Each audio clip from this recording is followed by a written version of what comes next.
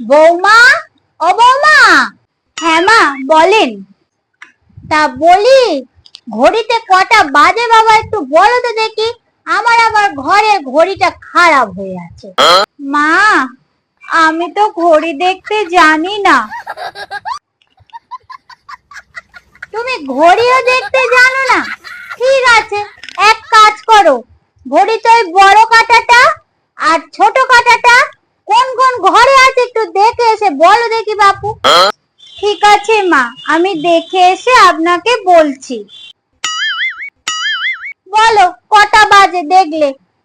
দেখলাম যে ওই বড় কাঁটাটা আর ছোট কাঁটাটা দুটোই ঘড়ির মধ্যেই আছে।